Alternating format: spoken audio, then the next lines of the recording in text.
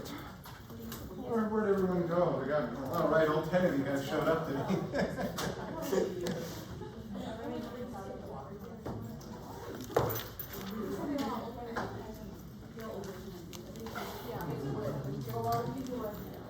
Huh? Yeah, I did get quite a few emails about apparently there was kind of a explosion of stuff there. So let's see, everyone who showed up today plus 50 points on the next exam, right? No, we can't do that, right? Why not? Yeah, that wouldn't might be fair. Come on in, gentlemen. Well, 50 no, but maybe 5. Oh, Yeah. okay, all right. Now, On the final grade. the negotiation starts, right? You better hear the spectrum. All righty. So we will be making our way through chapter 5. I was just chatting a bit with Dr. Tom earlier about, some of you guys have lab today, and you guys were supposed to do like some Hess's Law stuff for your pre-lab there. We'll get to that stuff today. So I think he said he was going to extend like the pre-lab for those of you guys who haven't had lab yet. So don't worry about that stuff. I think both of our sections are about 1 or 2 lectures behind where we need. Well, we're okay. It's not like we're that far behind. It's just we're about 1 or 2 lectures behind where the lab is. So that's all good. We'll catch up. But anyway, so we'll get into that today. We'll see how far we get in chapter 5. We might finish it today. We'll see how quickly we can get through chapter 4, and then we'll move on to chapter 6. Right? But next week you guys have your exam, right? Yeah. So we got the rest of chapter 3 on it, right? Don't worry, that stuff's all easy. Right? We got the rest of chapter 4, or all of chapter 4 in there, the easiest chapter. No difficult concepts or anything in there. Right? We'll have chapter 5 on there, the easiest of all the chapters also. Right? So I think the syllabus said chapters 4, 5, and 6 were on the exam. Is that what it said? If I remember correctly? I think. Obviously, I'm not going to force chapter 6 on there. So we'll do chapters, basically chapters 3, 4, and 5. So there's plenty of stuff in there to fail everyone, so don't worry about it. I'm joking. But they are challenging chapters, right? In chapter 6 does take a turn. We finally get into a little bit less of the mathematical after a bit than into the conceptual. So it's kind of a good break here anyway, so I'm all right with that. My goal, despite how much I joke about it, my goal is to make sure you guys all succeed, and having fewer chapters means you guys can focus on those a little bit more of your studying there, right? So that'll always be beneficial. For those of, I know I've been getting emails, I know I've done this announcement, I think I even posted something, I can't remember if it was for your class or not, but remember we are recording all the lectures, and so I'm always going to be posting these as I can online. There's a link to the AMU Chemistry YouTube channel there, so if you guys ever do this class, I'm just putting the stuff on there, you guys can pull it up whenever you guys get a chance. The bottleneck here is the upload speeds are atrocious on campus. Absolutely atrocious. So literally it takes hours for me to upload one video. Sometimes you like me to come back and compress those values. Yeah, that might be useful. We'll chat about that. But anyway, so if in case you guys do this class, it'll be on there for you guys also, right? And as always, I'm always around in my office. If I'm not in my office, I'm up in the lab. If I'm not up in the lab, then I'll be back. And if I'm not back, then I got hit by a bus, right? So that's how it goes. Okay? Yeah. Why hit by a bus specifically? Why I not don't know. hit by alligator? Look, you guys are either going to be impressed that he called his dad, right? Or you guys are going to just think it's a joke. Either way, I win, right? Wow. He's a prophet. He claimed he was going to get hit by the bus. But anyway, all right. So, huh? There aren't even that many buses. I know, that's what's going to make it so, that's going to drive the joke home. All right, so let's get started with prayer, and then we'll launch into chapter 5 here. But Lord, we thank you again, Lord. We just thank you for the blessings that you bring down on us each day, Lord. We thank you that we can come before you. We thank you that we can just call your name and speak to you whenever we want to, Lord. And we know that you want to hear us talk to you, Lord. Just put that fire in our hearts, Lord, just to spend that time with you each day. Just put that fire in our hearts, Lord, just to, kindle that again, Lord, or with everything that's distracting us today, with our jobs and our work and our friends and all these things, Lord, we just pray that we make that time and make that deliberate time just to grow in our faith with you and grow in our relationship with you, Lord.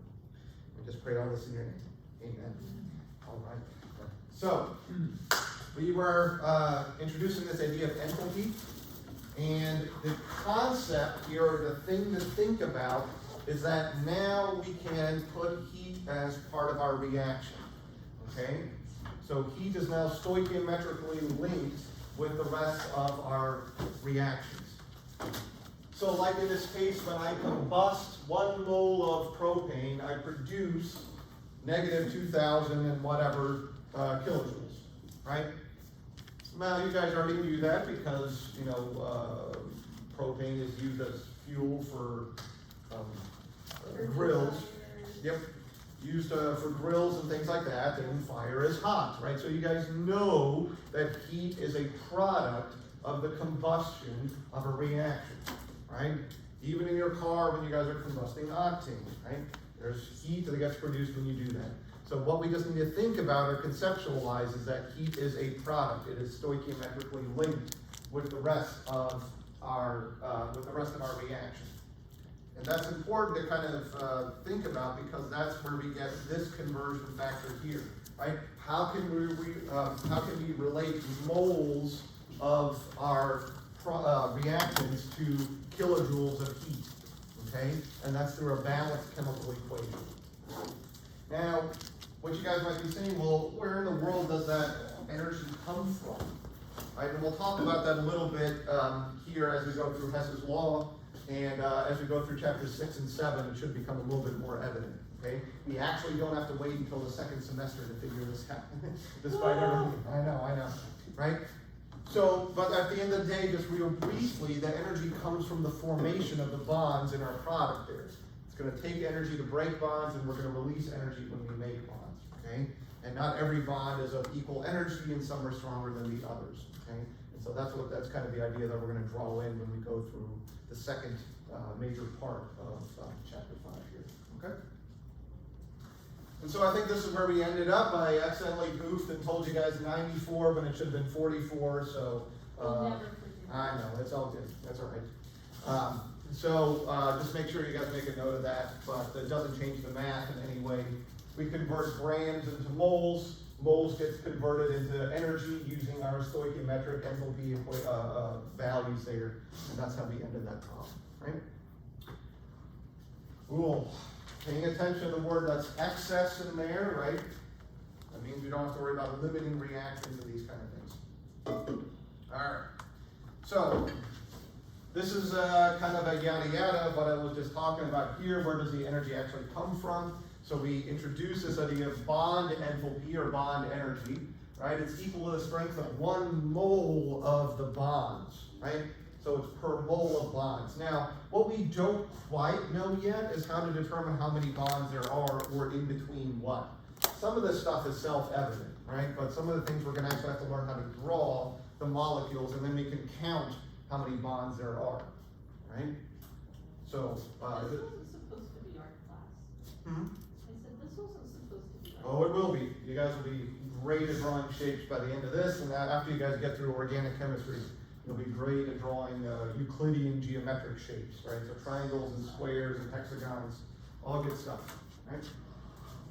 So a couple of thoughts here. Bond enthalpy is always positive. It takes energy to break a bond. I don't care what kind of bond it is. It's always going to take energy to break something apart. Right? So it's going to be reported as a positive value. And so the consequence of that, right, is that when you make bonds, you release energy. Right? And so if we think about this is kind of one of these ideas we had previously there. Right? If you reverse a reaction, right, you reverse the enthalpy associated with it, right? So we're just saying if we break a bond, it takes energy. That means if we go the opposite direction, we release energy. Got it? That's all we're saying here, right? So one direction, it takes energy. The opposite direction, it releases it. All right. and we'll kind of fill in some of these other details as we go through, but I just want to introduce this idea here when we get into the next part. Right? So if we want to try and visualize this, if we have H2 plus Cl2, okay? We have a bond between the hydrogens, we have a bond between the chlorines, that's kind of self-evident. Obviously, if we have a molecule that is H2, right, those hydrogens have to be bound in some way. And we have Cl2, those molecules have to, those atoms have to be bound in some way. So what I do is I have to break apart the hydrogens, right, and that takes energy, okay? So it costs me 678 kilojoules per mole to do that, okay?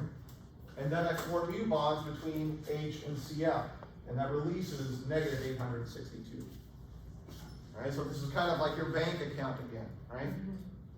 It costs you $678, right? But then you invest those and you end up making $862 back. So Have you seen the stock market recently? Depending on what you're investing in, right? But there's a change then of what, about 200, right, kilojoules per mole that's in there, right? And so we're going to be able to put these values with there. Now, are these values that you guys are expected to memorize? No, of course not. Okay? In the back of the book, again, there's another appendix that has all these bond enthalpies kind of listed out in there.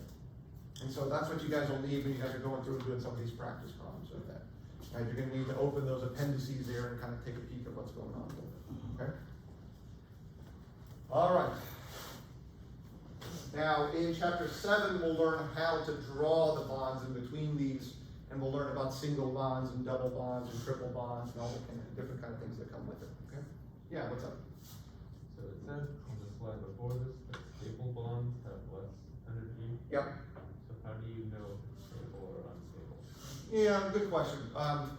The answer is, right now we will figure that out based off of just the energy values with it, right?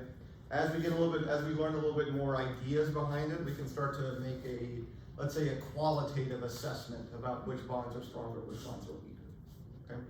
So right now we just take a look at the energy levels.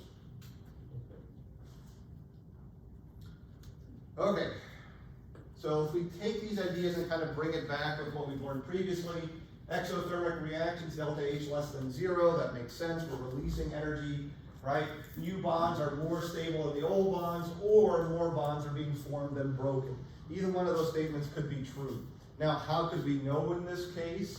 Well, that's kind of what Gabe was just asking there, right? How do we know which bonds are stronger? How do we know which bonds are weaker? We'll learn some concepts that kind of make a qualitative assessment about that, right?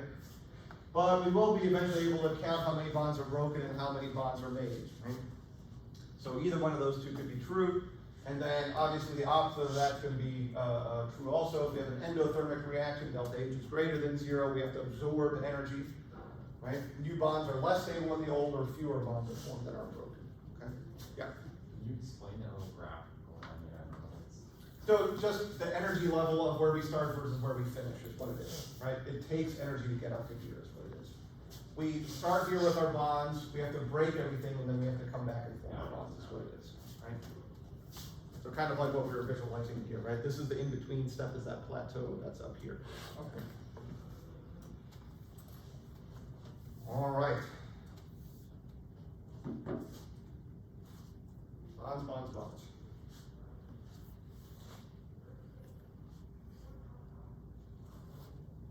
Okay, so how in the world do we actually measure this stuff? Well, I think this is what you guys are doing in the lab this week, right? You guys are using the science cups, right? To do science. Yeah, the ones that Dr. Pine that has a lot of food are very expensive equipment. Oh, yeah, I know.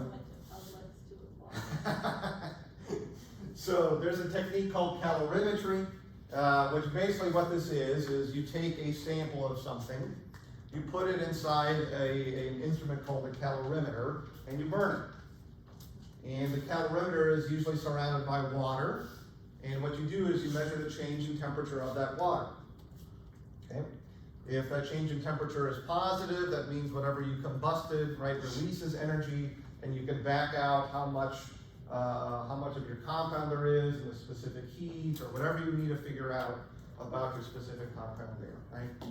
So essentially what we're doing is playing this game of Q universe, right? The change in energy of the universe always has to be equal to 0. So if you burn something, you have water around, and you have a calorimeter, now all we really have to deal with is 3 factors of Q, okay? And all of this is just to figure out how much energy is transferred as you combust something, is what it really comes down to. And I'll show you guys what this is in just a second, right? Anyway, so we've got a couple different types of calorimeters. To be honest, I don't know why they even talk about this in the book. I mean, really all it comes down to is pressure is constant or volume is constant. You know, one is equal to delta E and one is equal to delta H. All right, fine, whatever, right? This is what you guys are dealing with in the lab, right? So that's fine. Yeah. What's the difference between E and H? H is a factor of energy, right? So if you take a look at the equations that you have, you can relate those two, right? They're both, yeah, so your question is, they're both measures of energy, right? Yes. So delta E is kind of a different measure of energy than delta H. So Delta it's E is like- more complex. So it's like joules and amps? No, it's just what exactly you're dealing with. There's different types of energy of a system, right? Enthalpy just happens to be one of those. We'll talk about some of the other ones as we go through. So it's a difference between kinetic and potential. Kind of, yes. Yeah. The answer is it's there to really make your ears start to bleed. Is what It's not making my ears bleed, that Yeah. would be a soprano. No, this is like just confusing my brain that it's already tired. Great question. So hang on to that thought because it's a good question. Swing by my office and we can kind of point you in the right direction with that. Okay? Now, to back up here for just a second, this is what you guys are doing in the lab, right? We're dealing with things at a constant pressure, right? So what we're going to be figuring out is enthalpy. So we're kind of just tying this into what we've been doing for the rest of the chapter. Okay? Cool. So how can we start to put this stuff together? What are the equations we need? What do we need to figure out? Yada, yada, yada. Okay. So this is what I'm talking about here, right? So we have a sample that's inside of a calorimeter with water around it, okay? So you guys are gonna have your styrofoam cup, right? You guys are gonna add stuff into the water, in the cup there, and you're gonna measure the change in temperature, and we can back things out with this. Now there's 3 components, right? There's 3 components that we have to deal with. The Q of the reaction, the Q of the bomb, the calorimeter, right? It's called a bomb calorimeter, right? And the Q of the water. And all those has to add up to be equal to 0. Because the universe has to be equal to 0, right? And then we can just rearrange, and we can just solve for Q of the reaction is equal to Q of the bomb plus Q of the water, and we just have a similar situation to what we started out with earlier. So you remember one of these key questions that I told you guys to pay attention to were these thermal equilibrium questions, right? Where we did that example where we had a hot bar of copper and we dumped it into some water and then we figured out the final temperature for everything, right? Yes? Okay, all right. So the same idea here, okay? Something's gonna gain energy, something's gonna lose energy. Now instead of 2 values of Q, like we did in the thermal equilibrium, now we have 3. So what changes with your math? Nothing, right? All of these are values of Q. Q is always equal to what? 0. Q of the universe is, what's the formula for Q? MC delta T. So what information do you guys need to have? Mass, the specific heat, and the changes in temperature. You guys with me on this? What's up? Is Q then just a transfer Q? It's a measure of energy. Measure of, okay. Yeah. Measure of how much energy It gets lost or gained or is transferred, this kind of thing. Yeah. Now, one caveat here is for Q of the calorimeter, or Q of the bomb here, right? So if we go back to our picture here for just a second, right? An industrial calorimeter is a giant metal block, okay? That's made out of iron or steel or whatever it may be, right? Some kind of thing, right? Is the mass of your calorimeter ever gonna change? Well, not really, right? So it becomes a constant. If the composition doesn't change, if it starts out being made with iron, guess what it's going to end up as? Iron, right? And so what we mean here is the mass and the C of the calorimeter are always going to be a constant, and we typically just call that capital C as a calorimeter constant there. But it's just because M and lowercase c are the same, Okay, they're not gonna change no matter what you're doing. The calorimeter is always gonna weigh the same, and it's always gonna be made of iron. That's all it's telling you there. Got it? So if you see capital C, calorimeter, delta T there, okay? Now the assumption that we make is that everything ends up at the same temperature at the end, okay? That the change in temperature is gonna be the same for everything. So, let's see what we can do here with one of these practice problems. There it is. Okay.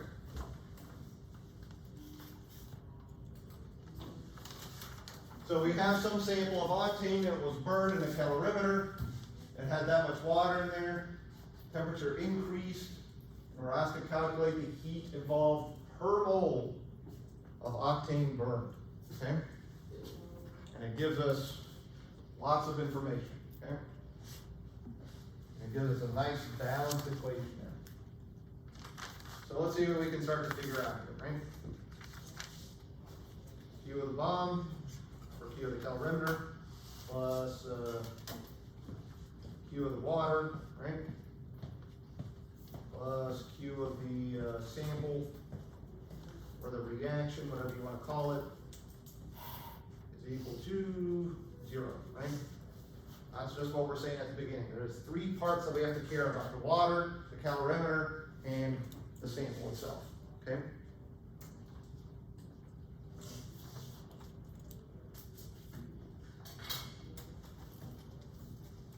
So let's pay attention here for just a second, or let's think about this, right? The sample that was burned had to have released energy, right? How do you guys know that? Because the final temperature is higher than the initial temperature. Right, so we started to heat up some water, right? So what would that mean for the Q of our sample? It would have to be negative, right? So it makes sense then if we rearrange everything that we would get bomb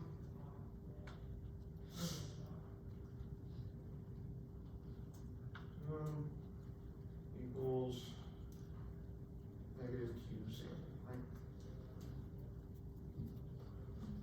Good. All right, so let's break down each of these individual parts here. Q of the bomb is equal to M of the bomb plus C of the bomb plus delta T of the bomb. Wait, right? for this one, can't we just use the capital C count? I'm kidding, right? Yeah, you're absolutely right. Right? Because Q is always equal to MC delta T, right? But remember, when we're talking about the calorimeter, the mass and the specific heat are not going to change. Okay? So we can simplify this in the capital C of the calorimeter times delta T, right?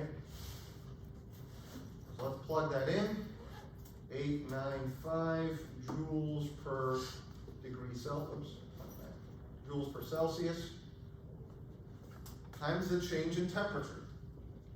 Now here's the thing to remember, the change in temperature is going to be the same for all 3 of these components, okay? The calorimeter is going to change, the water is going to change, right?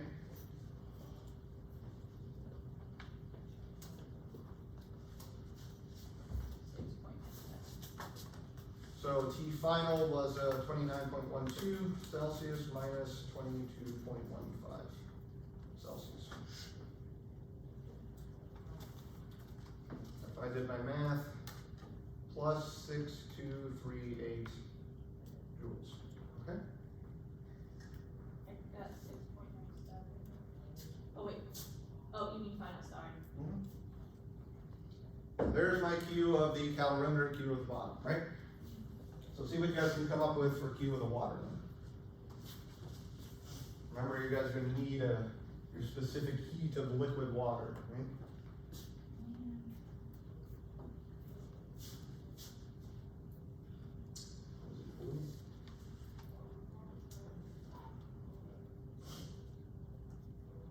Is that number 62.58? 6238. Yeah. 62.38? That's what I got, yep. Remember your specific heat of water, 4.1 and 4.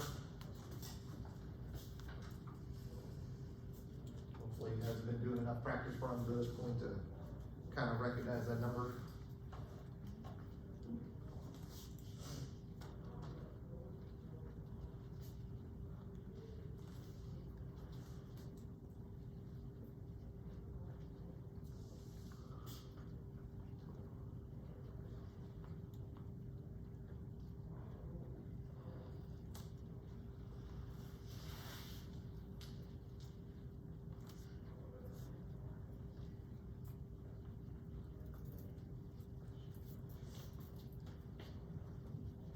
Dr. H, how do you know how to like find the Q of all? Like, how do you know? Just because you have to find the Q of all of them separately? How do I have to find, how do I know that to find what? The Q of Because there's three parts that's going on here, right? We Okay. take our sample, we put it inside the calorimeter, the bomb thing, and that has water in it. yeah. Cause that's, we physically measure the temperature of the water. Have you done lab this week or? Yeah. Okay, right, so you guys stuck your thermometer into the water where you guys were mixing things up, right? Yeah. So it's exactly the same idea here. So we don't have, do we have to do anything with, so for the next one, Mhm. do we have to use like the grams of water? Yep. Do you have to convert that at all, or do you Into leave what? it as grams? Do you have to convert to moles, or do you leave it as grams? What are our values for the specific heat of water? They're joules per what? Per gram? Gram. So do we have to convert to moles? So no. No, right? So always pay attention to what your C value is in there, right? Okay. So if it's in units of joules per gram, then leave your sample in grams. Okay. Okay? Thank you. Mm-hmm.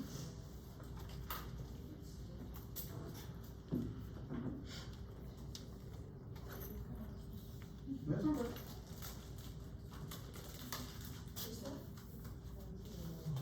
Okay, so what's the formula for Q? Q of water is equal to what?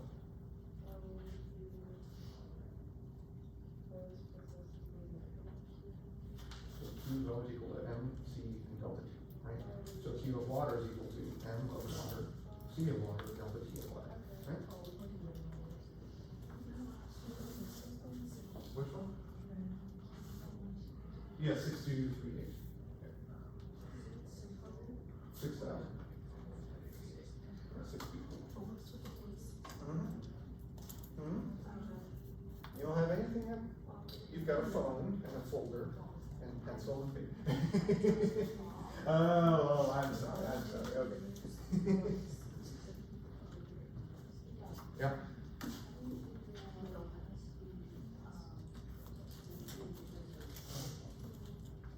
Q bomb plus that is equal to Q of the sample. Why do you need to figure out the C of it?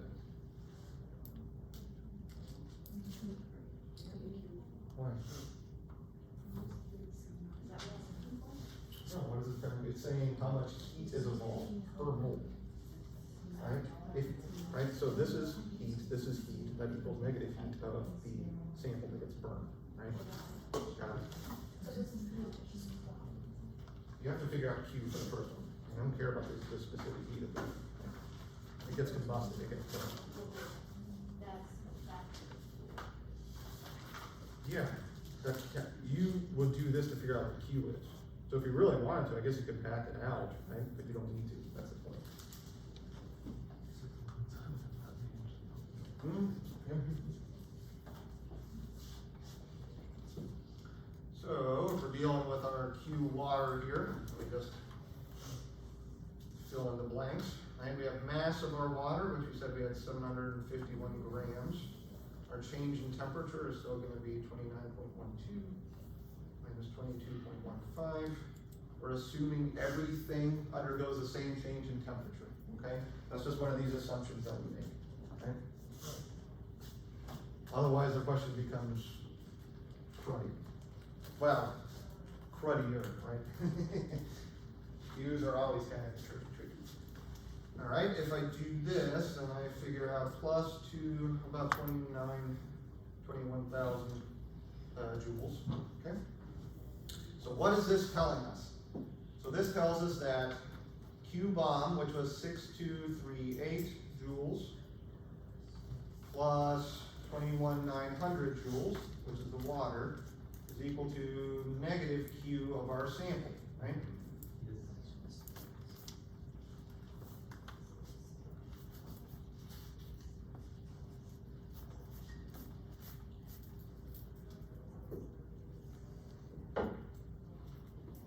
So if I add these two together, what do we get, about 20, 28,139.7. $28,000 what? 139. 39 joules, right? Cause I was using this one. Yeah, she was using some decimals. Yeah, that's okay if you guys do that. Yeah. But the answer negative versus. Right? So be careful of this, right? So here's one of these parts where you guys might forget something, right? Remember, this is Q of the reaction, but what do we know about our reaction? It's giving off energy. So our answer better be what? Negative. Negative, right? So make sure you don't forget your negative value in there. Got it? So now we gotta pause and think, right? Now we gotta pause and think. Everyone's favorite thing to do at the 8:46 on a Wednesday morning, right? What does that number tell me? What does that number represent? Wow, 28,000? Holy crap, I was gonna guess 27, but 28, that's crazy, right? What does that number tell me? What is that number representing? Energy flow. The energy that what released? The sample, how much sample? 0.6 grams. You guys with me on this? So I burned 0.6 grams of my sample and it released that much energy. Does everybody understand this? This is important. Okay? Yeah. Where do we factor in the 0.6 grams? That's what we're getting to. Yep. Okay. Does everyone understand me on this? Okay? But what does the question asking you guys to figure out? It didn't say calculate the heat evolved for every 0.6 grams of octane burned, right? What does it tell you? Per mole of octane burned. Okay?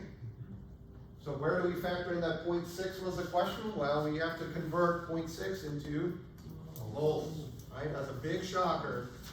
We've got to convert grams into moles. I know from your stunned silence that you guys didn't expect that, but that's okay. We did it yesterday. Now we gotta do it again today. I'm sorry. But don't worry, I think I'll actually give you the right number this time. I got, whoops, oh, that's a terrible 3 grams for every 1 mole of octane.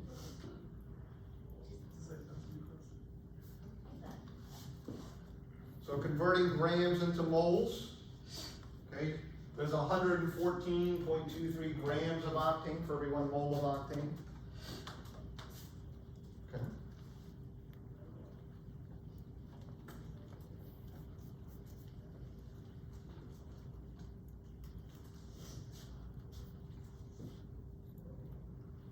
I did that math right. I got 0.00525 moles of octane. H18. Okay. Now what do I have to do?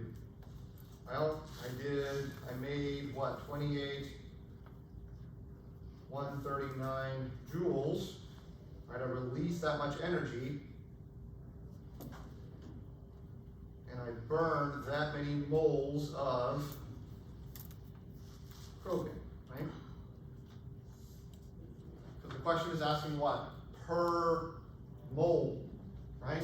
So moles has to be on the bottom, right? Per mole, how much energy is released.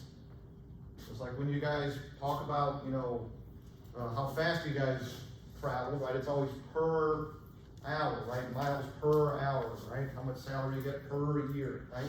When you're talking about that, it's always units on the bottom there, right? Per mole, per hour, per whatever, okay? Calculate how many moles, this is how much was released for that many moles. And my final answer was something like, what, 53,000, something like that? What did you guys get? Should you multiply it? Yeah. I got more like, hold on.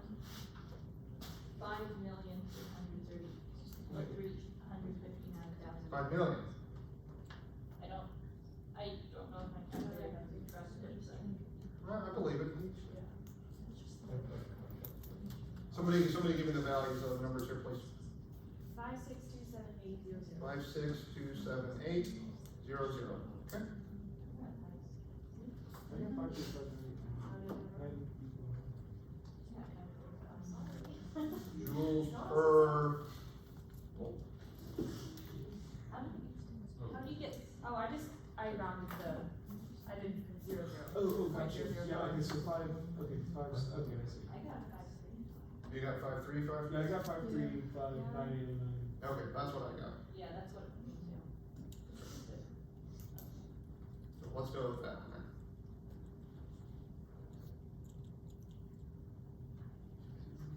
All right. So, we don't multiply by joules over moles, we just divide it by moles, Cause we're trying to get this per mole, right? so, okay, sure, but Okay, so we have to use those. Yep. In lab, we converted the joules to kilojoules. Is that Okay. like convention, or is this the convention? Either way is fine. I think joules is actually the SI unit, but, you know, kilojoules, just fine, I don't care, yeah.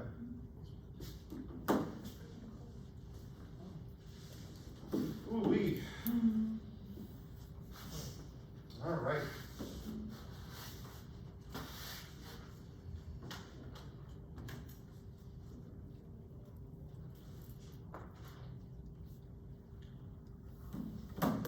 Here's your scientific setup, right? I don't know what you guys are doing in lab, sometimes you can assume that the cups don't absorb heat. We assume like 30. He gave you guys a number for that? Okay, there you guys go. So just pay attention to what it says there in lab, sometimes it says they absorb heat, sometimes they don't. All right, so let's figure out here then, okay? For this question, we'll assume that the cups do not absorb heat, right? So we don't care about the Q of the calorimeter. So be careful with what this question is asking you guys.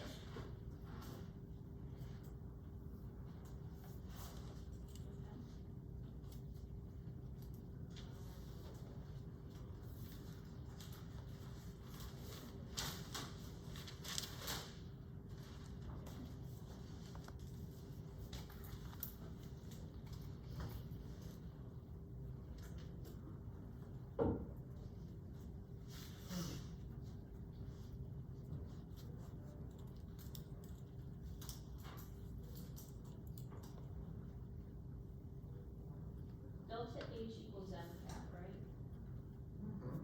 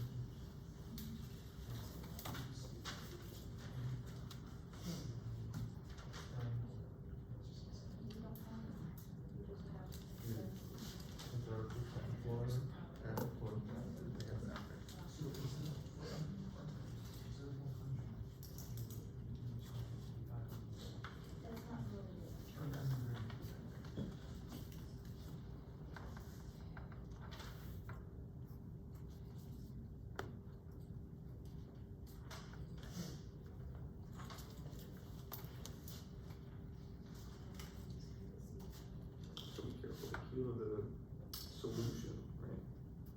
Is what we're gonna be kind of looking at here. Cause we need to figure out what Q of the reaction is. Because that's what it's kind of saying, you know, what is delta H gonna be?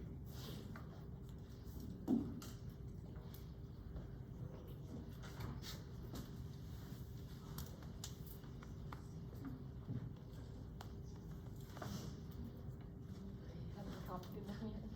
Oh, okay. I'll bring them back up here first. Good. And don't forget that we have to add those two together.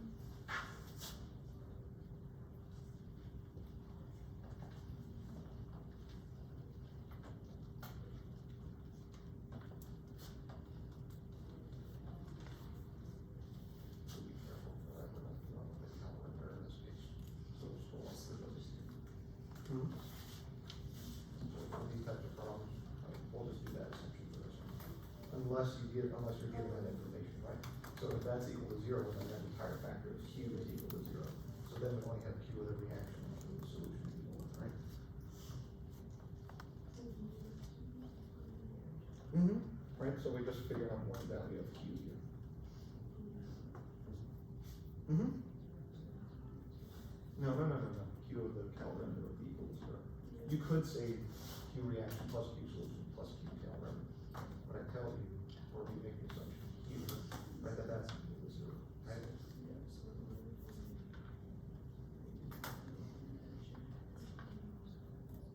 Mm-hmm. That's our solution. And our mass, right? Always mass.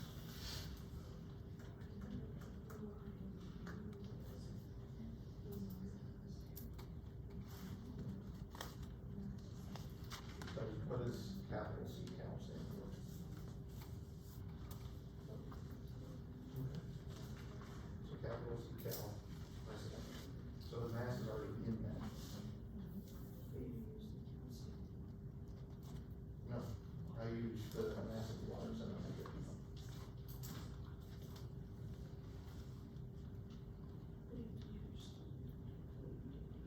No, I didn't. This already had the mass incorporated in. Mhm. No, that was for the calorimeter. Okay.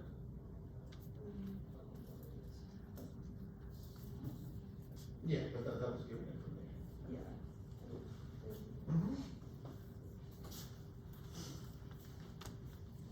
All right, so quick question then. What is our solution in this case? Remember, think about this. Our solution is we have our HCl, and then we dump in a gram of magnesium, right? We let it react. So how much does our solution weigh? Some, 256. Right, it's not 255, that's how much HCl we had. We reacted our magnesium with that. How much magnesium did we add? What is it, 1.02 grams, right? So what's our reaction gonna weigh then? 255 plus what? 1.02, right? And our solution is both of those. So 256, right, 0.02.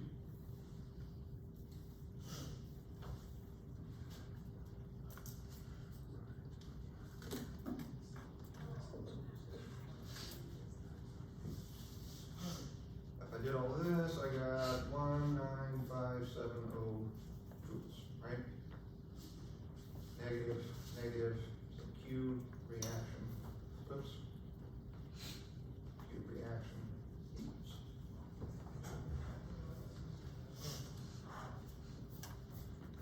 Yep. That doesn't make any specific. No, yeah, we make that assumption, right? That's why I tell you guys that it's an excess there. In reality, would it?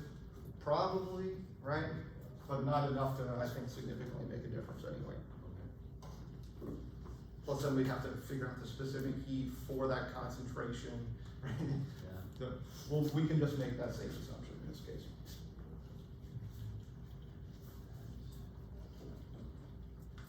Ooh, right?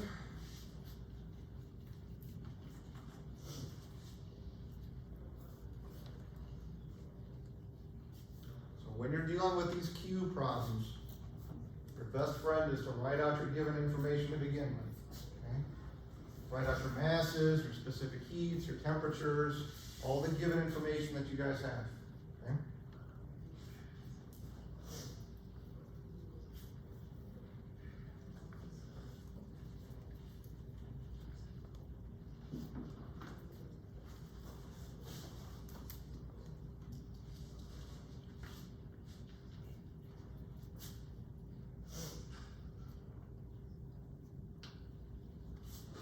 Okay?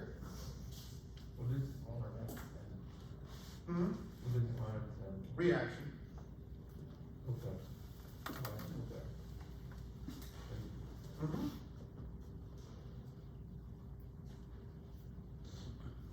All right. So now we take a quick turn from calculating Q's to calculating delta H's, although it's kind of the same idea here. So Hess's law is what this next topic is. And right, just for the wall of text here, if the equation of a reaction is the sum of the equations of two or more other reactions, then delta H for the first reaction must be the sum of the other. Okay, so here's what this is saying, okay? I'm gonna give you guys a set of equations, and we're going to have to figure out the delta H of a reaction based off of the different chemical reactions that I'm giving you guys. We have to add up, multiply, divide, invert certain reactions to add up the overall reaction, okay? So that's what this is telling me. Now, I'll show, this is a little bit easier to kind of show you guys than to kind of put in words. But the other thing to think about is that enthalpy is a state function. It doesn't matter how we get to the end, it's just that we got there. It's kind of the idea behind it, okay? So these are the ideas that we're gonna play off of here. All right, lots of text coming here, all right. At the top there is probably the most important thing, right? If you multiply a reaction, okay? If you multiply a reaction, so let's say we multiply a reaction by 2, okay? We multiply a reaction by 2, right? We double what comes out of it. We can invert a reaction. We can change this stuff up. We're going to be changing our values of delta H accordingly also, okay?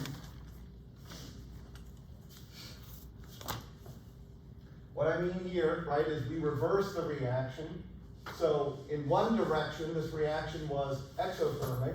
If we reverse it, it's endothermic. This is what we've been talking about all along, right? Just depending on the direction that we're going with a reaction. Okay? If I flip a reaction, right? If I flip a reaction, right, then I have to flip the sign for my delta H. Okay?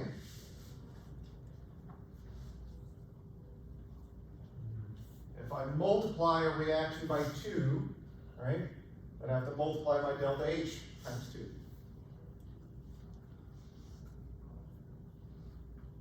If I multiply by a half, right, I have to multiply my delta H times a half. This is the idea that we're going to use here, okay? So multiplying, inverting, this kind of idea is how we're going to build up our answers for Hess's law.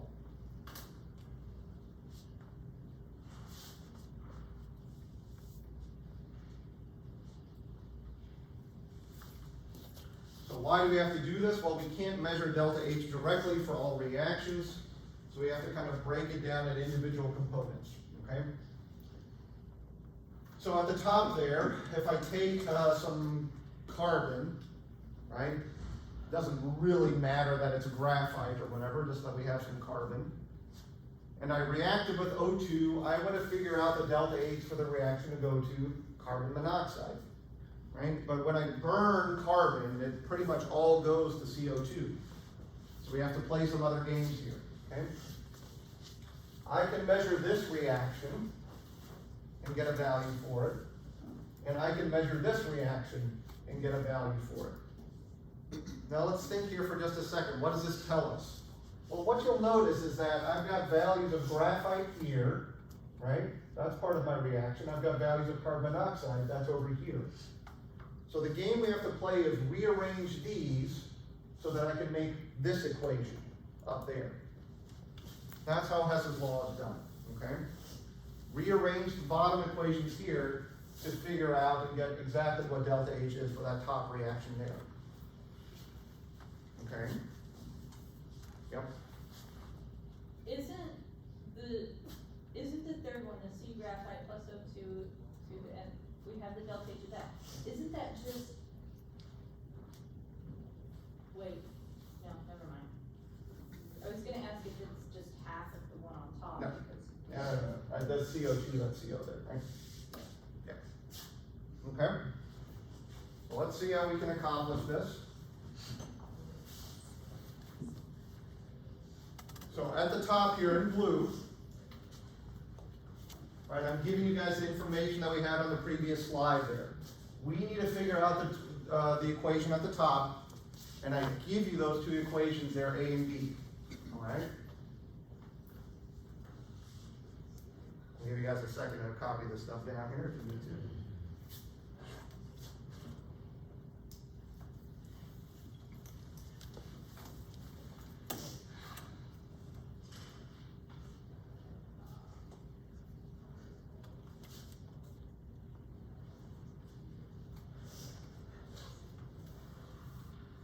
So here's how we start to look at these equations.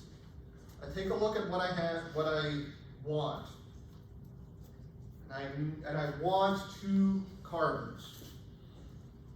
So then I have to look at my equations A and B and say, which equation in A and B deals with carbon?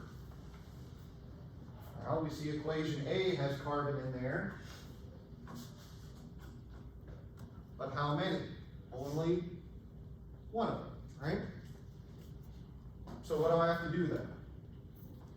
Well, I take my equation A and I multiply it by 2. And that's what this part is right here, okay? You guys with me on this one? I take a look at what I want. I want 2 carbons. Equation A has 1 carbon. So I just multiply it by 2. And it becomes 2C plus 2O2 plus 2CO2, and I double my delta H. Got it?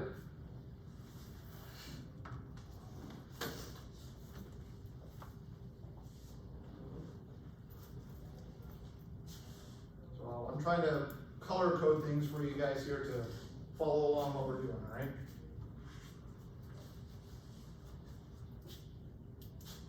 Everybody with me still? Okay, I see 3 people nodding, good, so that's 10% of the class. Everyone else is. Yeah, okay, 4 people. Okay. Now watch here for just a second. We move on to the next value there, O2. Do you guys see the problem with O2? Where do we find O2 in equations A and B? In both of them, right? So that's a little bit too confusing. I don't want to deal with that this early, okay? So let's ignore it for just a minute. And let's move on here to CO. Where do I find CO in my other equations? In equation B, okay? But what do we notice about CO in equation B? Right? It's on the opposite side of our reaction arrow. You guys with me on this? So how can I flip a reaction? Multiply by -1, okay? So that's what I did here, right? If we have our CO on opposite sides of our reaction arrow, just multiply by -1, okay? Why did I pick -1? How many COs do I need? Excuse me, how many COs do I want? 2. How many are already in equation B? 2. You guys with me on this one?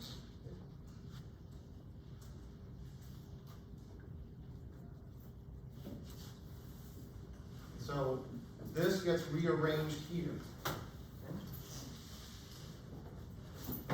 What's the important thing to remember? Make sure you flip your delta H, okay? I mean, not your delta H, your enthalpy, just H. Okay?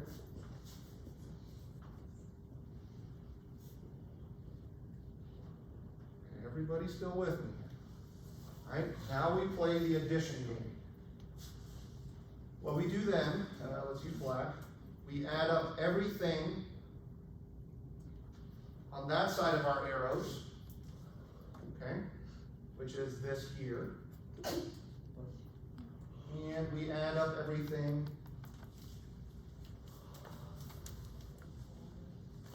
on that side of our arrows, which is that there.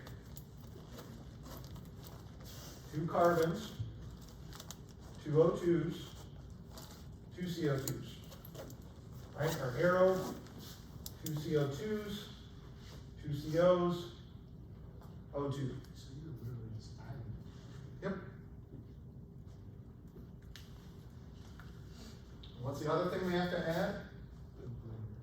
Our enthalpies, yes. So is the delta H, are you like associating that number with the compound produced? Mm-hmm. With a reaction that produces that. Okay. Now, just like any chemical, just like any mathematical reaction, mathematical equation, excuse me, you see we have 2 CO2s here and 2 CO2s there. What happens if we have the same thing on opposite sides of an equation? Just cancel them out.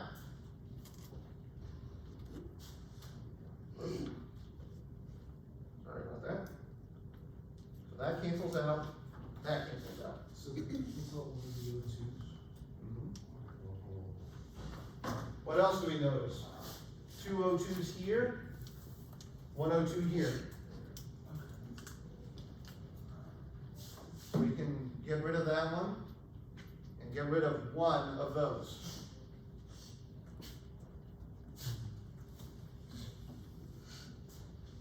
And so we end up with 2C, 1 O2 goes to make 2 COs. All right? Now's the most important part, where you question your life choices. No, I'm sorry. Does what we end up with equal what we wanted to begin with? 2 carbons, 1 O2, 2 COs. Okay? So this whole thing is basically just you're rearranging and simplifying? Yep. It's just we're doing it with chemistry instead of algebra, right? Okay. Just makes it look trickier, but it's the same idea, right?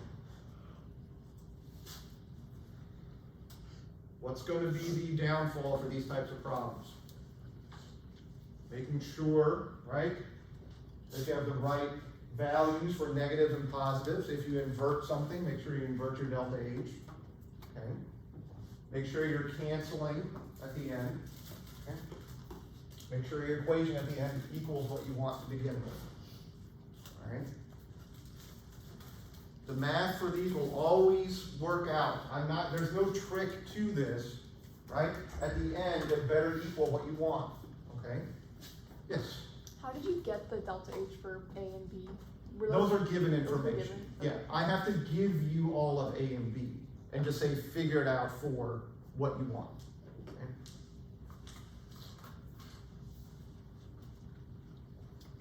Okay?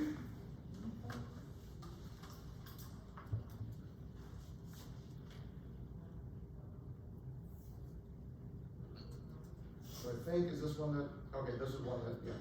So this would be a good homework practice for you guys here. I give you the way to solve through it, okay? Now, instead of just A and B, I could really change things up by giving you what? A, B, and C. How is this going to be different? It isn't, right? We start again in the same way. We look for our carbons. It's only in one equation. What do we do with water? Well, water is in what? All 3 of those. So should we do anything with the water yet? No, right? Methane is only in one equation. CO2 is in only this equation here, right? You guys see what I'm trying to draw you guys out here with the patterns? Look for parts of our equations that are only in one other place. Our methane is in only one other reaction, okay? Our carbon is in only one other reaction, so start by looking at those. And usually what happens is the other parts just kind of fall away, all right?